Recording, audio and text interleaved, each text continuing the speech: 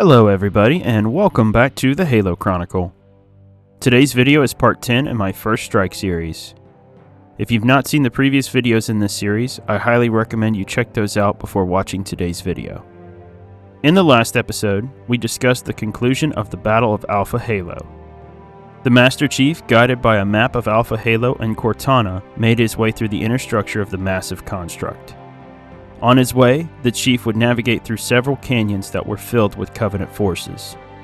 He would scavenge lost UNSC equipment and use it to cut his way through these canyons very slowly. Zuka Zamami was given one final chance to take down the Master Chief by the Council of Masters. He devised a plan to invade the UNSC's Alpha base and take down the Spartan once and for all. To do this, he injured his grunt companion Yayap and left him in a field near the base. Yayap was fitted with a transmitter that could send a signal to Zuka when the Spartan was present at the base. As Zuka planned, the humans found and captured Yayap. He was taken prisoner at Alpha Base.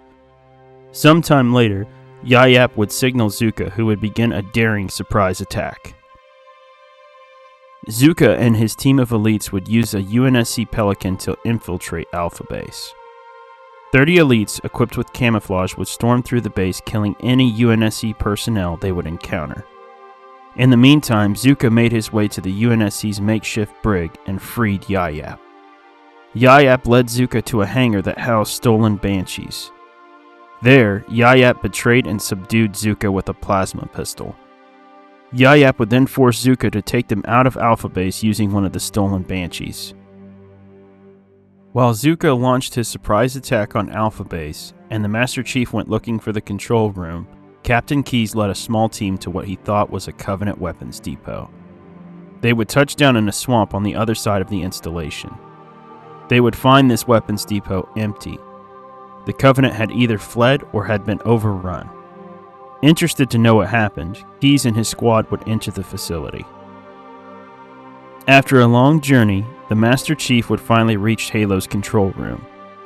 He would connect Cortana's memory crystal to Halo's main control panel. Cortana would immediately interface with Halo's systems. While processing a tremendous amount of data, Cortana would make a grave discovery.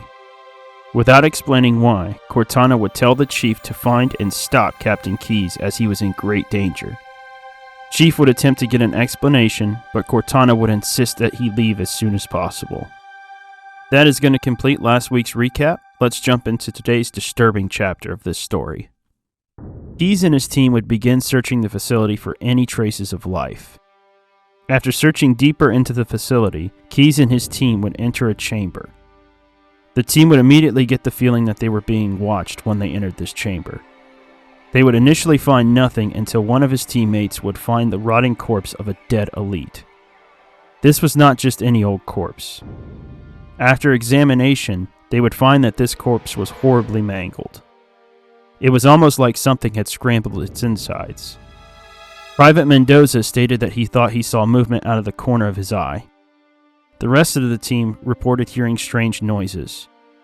Before Keyes could order an evac, something fell upon them. The Master Chief would board Echo 419 for the long journey to Captain Keyes' location. While waiting, the Chief ate 2 MREs and got some very needed sleep.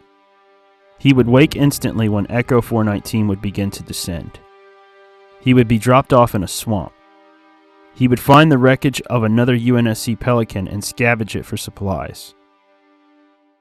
While traversing the swamp and the surrounding jungle, the Master Chief would find small groups of Covenant forces, but instead of engaging the Spartan, they would flee.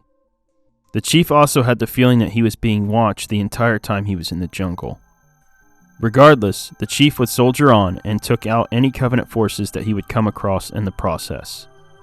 Finally, he would come upon a structure that he believed was the Covenant weapons depot.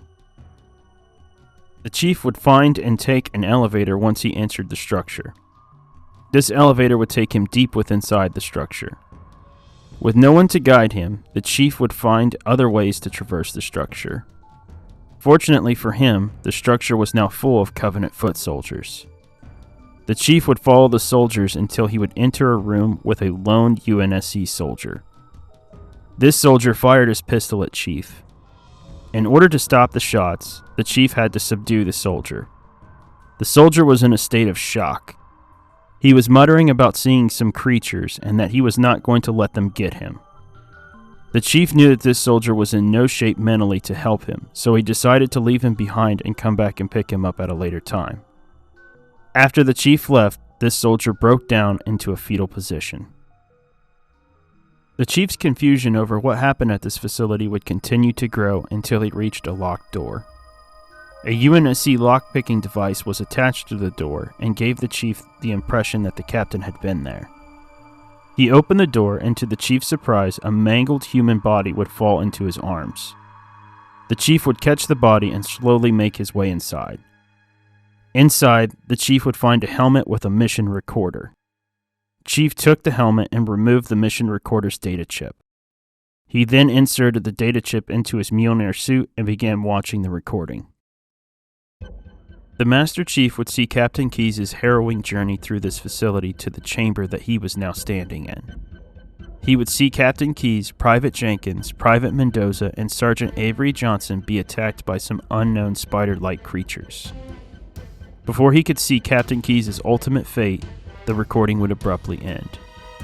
After watching the recording, the Chief began hearing strange noises. In a flash, a door across the room busted open and hundreds of spider-like creatures poured into the chamber. The Chief began engaging this new threat. The creatures began popping and exploding when contacted. Eventually, the Chief cleared the room, but just as he thought he was done, another door would bust open. He would be forced to take down multiple waves of this new alien force. Finally, there was only one door left. The Chief would hear a banging noise on the door, and then suddenly, the door would explode open and reveal a new threat. The Chief would come face to face with a horribly mangled figure. The body was that of an elite, but its anatomy was completely changed and it was very decayed. Without warning, the figure attempted to lash out at him. The Chief would move and engage these new threats. These new figures would be called combat forms. He finally would be able to leave the chamber, but every room that he would enter would be filled with these combat forms. Coming to terms with the fact that the captain was likely KIA, the Chief's journey would become a mad dash to escape the facility.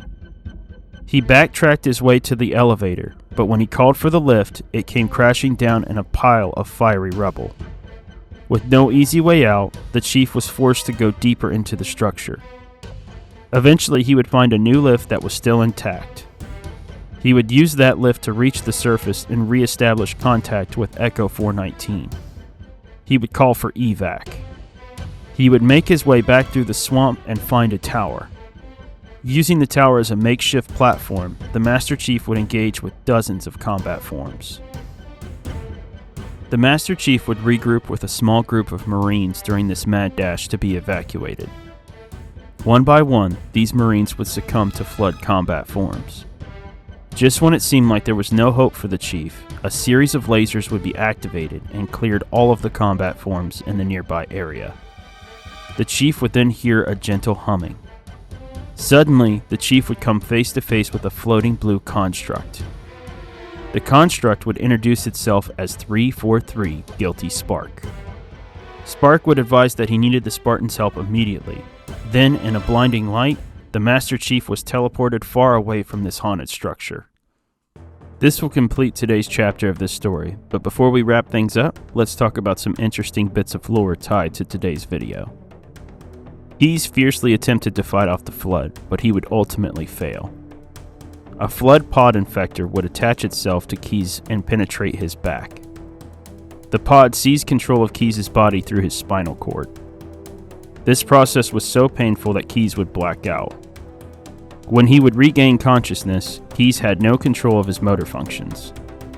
He was in an immense amount of pain, and he could feel a foreign presence probing his mind.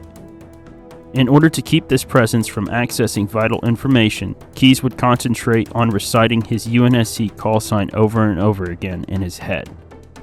This frustrated the Flood form that was trying to access his mind and memories.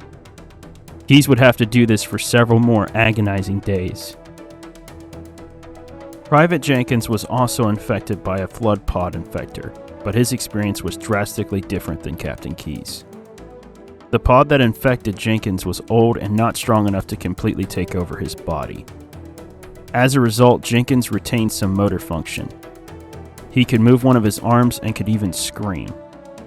He would be forced to endure the Flood's presence in both his mind and body, but to make things even more terrifying, he was completely conscious and very helpless. For reasons not fully understood, the Flood did not infect Sergeant Avery Johnson. It did attempt to infect him, but something about Avery Johnson's body chemistry actually repelled the Flood.